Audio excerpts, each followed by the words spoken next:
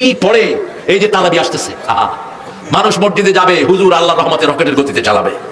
সূরা মুজাম্মিল আল্লাহ বলছেন এরকম পড়বা না, ওমিন লাইলা ইল্লা কালিলা নিসফাহু ওয়া মিনকুস মিনহু কালিলা আও জিদ আলাইহি ওয়া রাত্তিলিল কুরআনা তারতিলা। যা রিসাইটেড বাই মুহাম্মদ, যেভাবে রাসূল পড়েছেন সেভাবে পড়তে হবে, থেমে থেমে। তাহুরো করে নামাজ পড়লে সূরা তারাবি, খতম তারাবি কোনোটাই উত্তম না।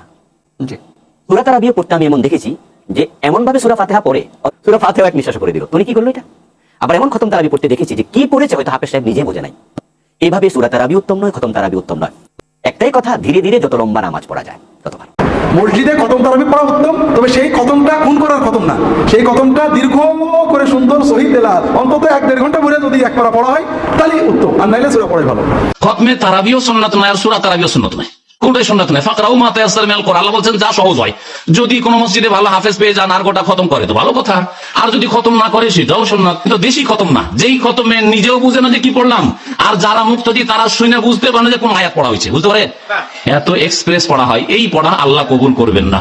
ওরা তেলিল কোরআন তার দিলে ঠান্ডা মেজাজে ধীরে ধীরে স্থিরতার সাথে তেলাওয়াত করতে হবে। অবশ্যই খতম তারাবি উত্তম, কিন্তু খতম তারাবি যদি তুফান মিল গতিতে হয়, 5G 6G গতিতে হয়, তাহলে সেই খতম তারাবি যদি হয় যেই খতম তারাবিতে কি পড়েন হাফেজ সাহেবের শুধু ইয়ালামুন আর তালামুন ছাড়া কিছু না বুঝেন, তাহলে ওই রকম খতম তারাবি পড়ার চাইতে সূরা তারাবি পড়া উত্তম।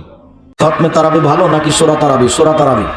খতমে তারাবিতে একবারে 10 রাকাতের পরে বলবো আল্লাহুস সামাদ, আরো 10 রাকাত আছে, এভাবে ইবাদত হবে? ধীর স্থির শান্তশিষ্ট হয়ে ইবাদত করতে হবে। তাড়াতাড়ি করে তারাবির নামাজ পড়েন, রুকু সেজদা বা খুব তাড়াতাড়ি ধরে নেওয়া, আপনি নামাজ পড়েননি। তবে সবচেয়ে ভালো যদি ধীরে ধীরে পড়েন, শান্তভাবে। যদি মনে করেন 20 রাকাত পড়তে আপনি পারবেন না, তাহলে 8 রাকাত পড়েন, তবে সেটা শান্তভাবে সুস্থির হয়ে আর ধীরে ধীরে পড়বেন। এমন কোনো হাদিস নেই যেখানে নবী বলেছেন অথবা কোনো সাহাবী যে এই সময় কোরআন খতম দেওয়াটা আবশ্যিক। এটা করলে ভালো, এটা মুস্তাহাব, করলে ভালো, কারণ রমজান মাসে যত বেশি কোরআন পড়বেন সেটা আপনার জন্য অনেক ভালো। আর অনেকে হয়তো বাসায় কোরআন পড়ে না, তাই অন্তত রমজান মাসে কিয়ামুল লাইলের সময় লোকজন কোরআনের আয়াতগুলো শুনতে পারে, এটা করতে পারলে ভালো, তো ফরজ না। আর কিয়ামুল লাইলের সময় কোরআন পড়া হলে মুত্তাকিদের জন্য, মুসল্লিদের জন্য সেটা শোনাটা আবশ্যিক, কিন্তু এটা আবশ্যিক না যে আপনাকে কোরআন খতম দিতেই হবে।